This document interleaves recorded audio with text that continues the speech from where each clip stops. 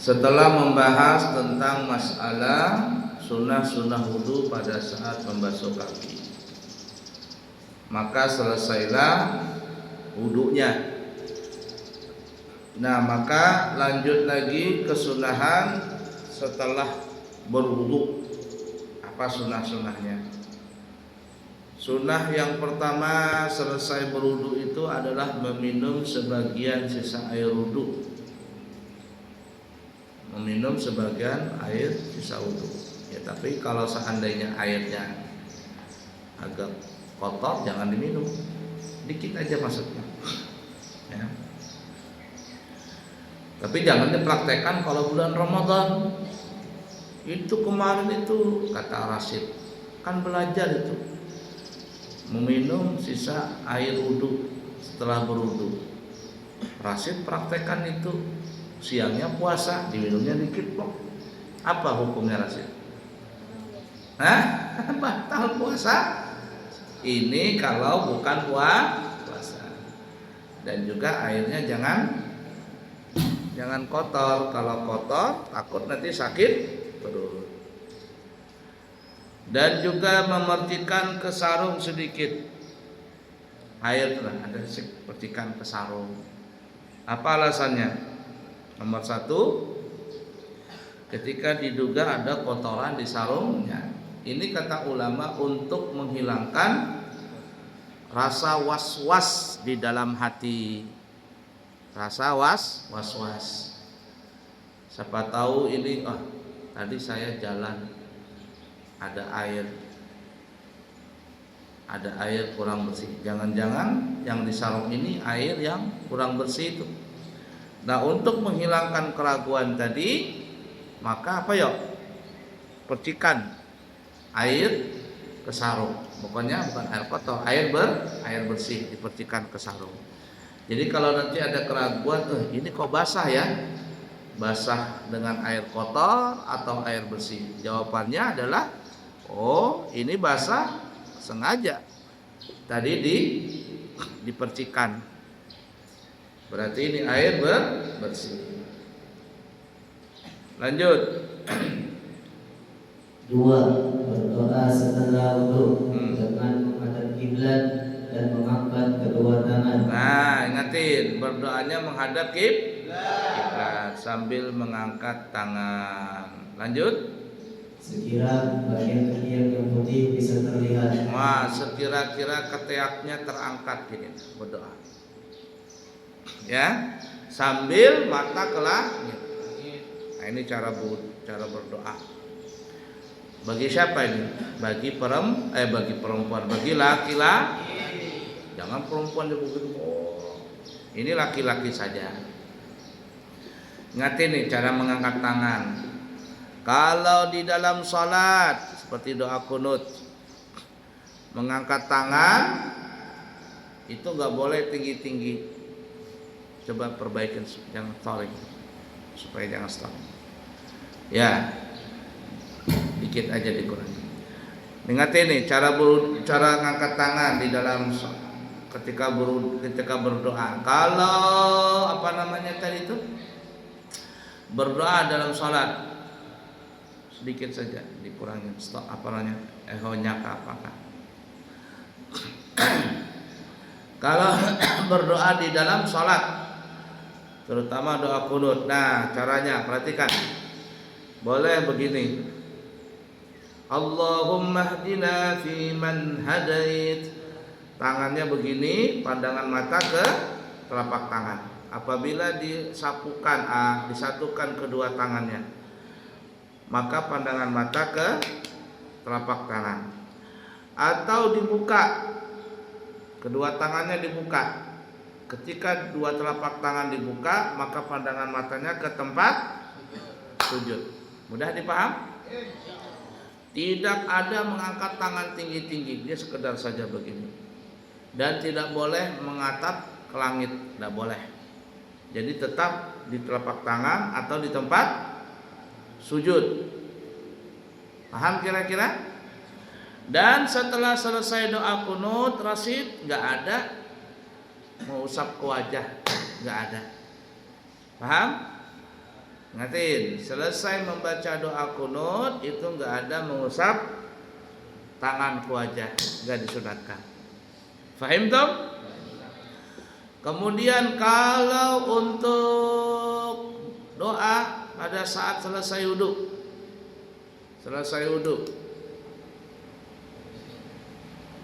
pindah belakang tiang ini.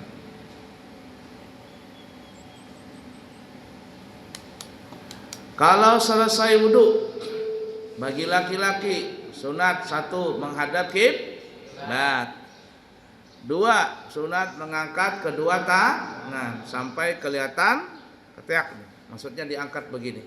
Nah, jangan begini. Ketiga, menghadap pandangan ke langit. Nah, itu kalau selesai wudhu. Keempat, selesai doa mengusap wajah. 4 nih. 1 menghadap kiblat, 2 mengangkat tangan sampai kelihatan ketiak, 3 menghadap pandangan mata ke langit, keempat selesai wudhu mengusap wajah. Ini bagi siapa?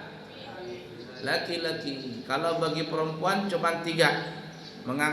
Menghadap kiblat, mengangkat tangan sekedarnya, jangan begini perempuan. Begini aja.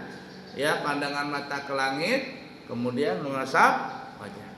3 bagi perempuan. Tapi bagi laki-laki berapa tadi? 4. Untuk doa selain yang pertama dan yang kedua, bukan pada saat kunut, bukan saat selesai berwudu. Bagaimana cara doanya? Cara doanya, kalau doanya kita artinya doa yang standar. Arti standar itu maksudnya kita ya doa biasa gitu, doa biasa. Doa selesai sholat, doa selamatan, doa apa itu? Caranya adalah seperti halnya sholat tadi. Mengangkat tangan, boleh begini, boleh begini.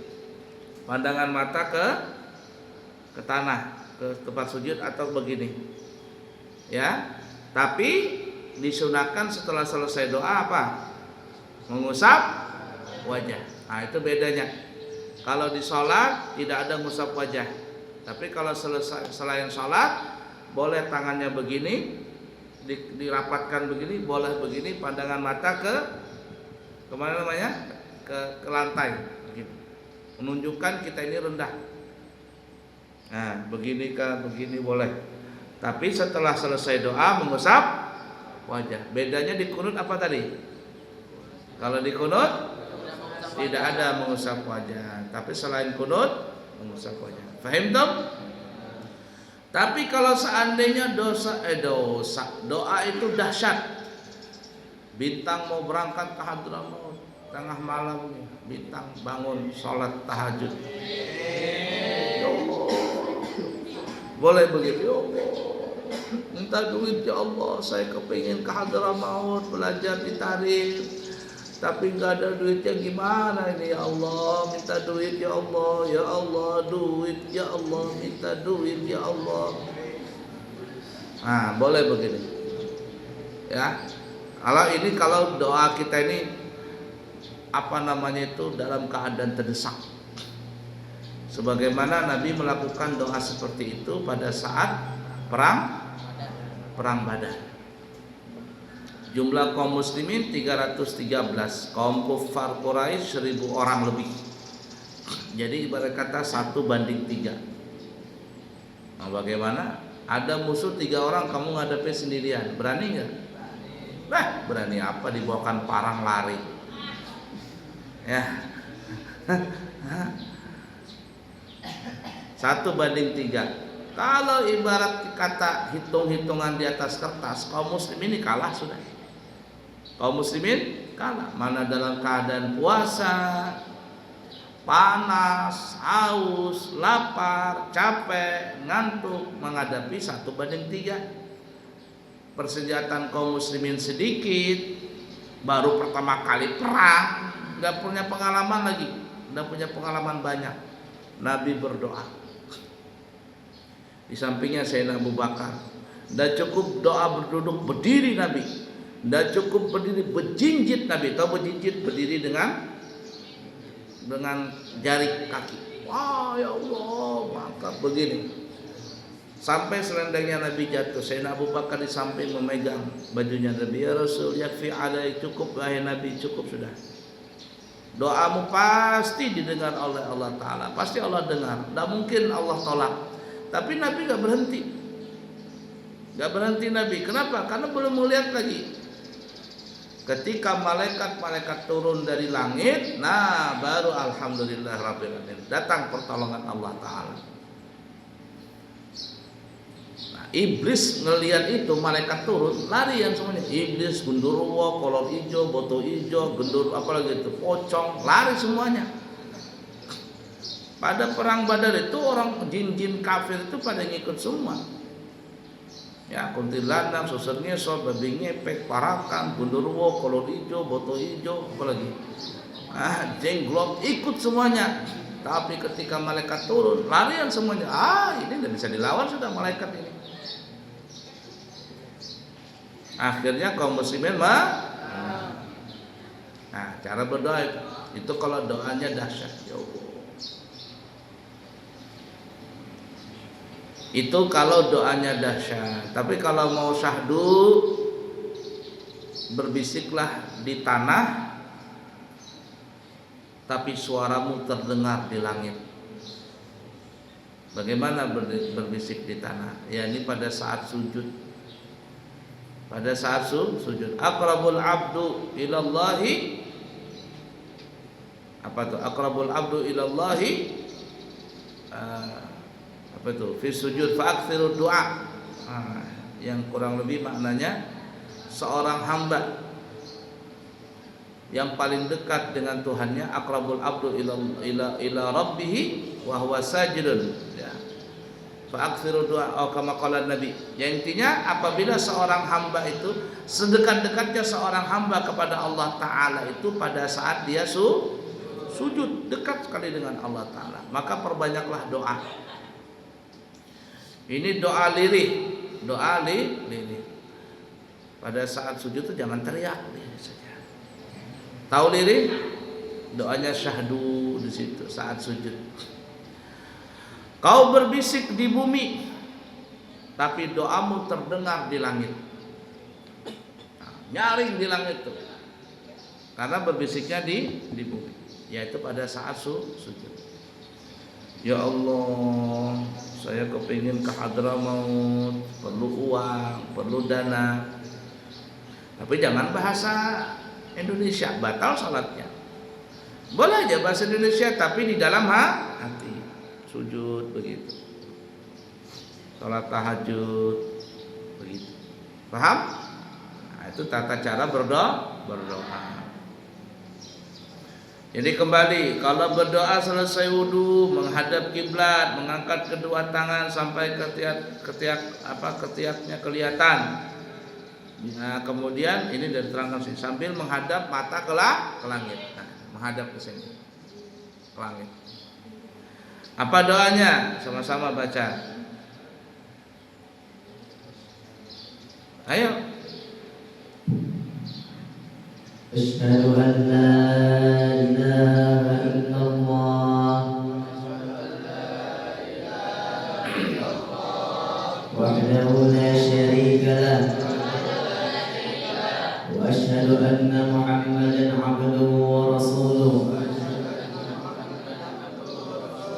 Allahumma ij'alni minat tawwabina waj'alni minal mutatahhirina waj'alni min ibadikas shalihin. Aku bersaksi sesungguhnya tidak ada Tuhan selain Allah. Hanya Allah semata, tidak ada sekutu baginya. Dan aku bersaksi sesungguhnya Nabi Muhammad adalah hamba dan rasulnya. Ya Allah, jadikanlah aku termasuk dari orang-orang yang bertaubat. Jadikanlah aku termasuk termasuk dari orang-orang yang suci.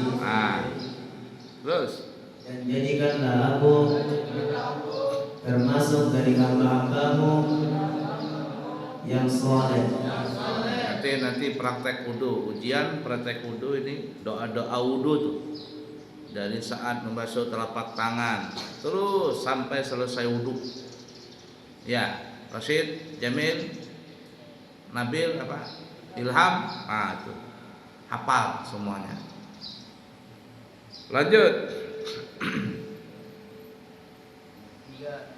Baca surah Al-Qadar 3 kali, ayat kursi dan Al-Ikhlas. 4. Salat sunnah wudu. Nah, dulu baca surah Al-Qadar 3 kali. Ada nggak diterangkan di situ? Ada. Siapa yang baca surah Al-Qadar 3 kali? 1 kali dia baca maka dia termasuk. Sudah diterangkan di sini. Nah, dalam kitab yang lain terangkannya dia termasuk sekali termasuk mursalin, kedua syuhada, ketiga salihin atau apa Abu ya lupa itu. Jadi baca surah Al-Qadar 3 kali selesai wudu, kemudian tambah ayat kursi sekali dan surah Al-Ikhlas sambil jalan boleh. La ilaha illallah sambil jalan boleh begitu. Lanjut. Salat sunnah wudu, yaitu salat yang dilakukan setelah selesai wudu, sekira dianggap salat yang dinisbatkan ke wudu. Saat salat sunnah membaca surah Al-Kafirun dan Al-Ikhlas. Salat sunnah wudu bisa digabungkan dengan salat yang lain dengan cara diniati kedua-duanya. Nah, selesai wudu baca salat sunnah wudu boleh digabungin. Rashid habis wudu di situ masuk ke masjid salat qobliyah zuhur boleh gabung. Allah niat nih takbiratul ihram dalam hati, aku niat salat sunat wudu dan qobliyah zuhur boleh digabung karena niatnya salat wudu ini as-sababul mutakaddim, salat yang berkaitan dengan sebabnya di awal. Faham tak? Boleh digabung niatnya, jangan gak wudu. Nabi kita Muhammad SAW pernah mendengar terompahnya Sayyidina Bilal. Orangnya masih di dunia, tapi Nabi mendengar langkah kaki terompahnya Sayyidina Bilal itu sampai ke langit, sampai di surga. Lalu Nabi tanya, hai Bilal, bahasa kitanya, kamu punya amalan apa? Kok kamu di dunia, tapi ketika kamu jalan langkah kakimu itu terdengar suaranya di surga. Berarti apa ya? Orangnya nanti masuk surga. Apa yang kau amalkan? Kata Sayyidina Bilal, ya Rasulullah, yang aku amalkan adalah selesai wudu maka aku mengerjakan salat sunnah wudu. Jangan tinggalkan salat sunnah wudu itu. Gabungin niatnya, aku salat sunat wudu dan qobliyah zuhur umpama. Lillahi ta'ala. Fahimtum? Allahu a'lam bishawab.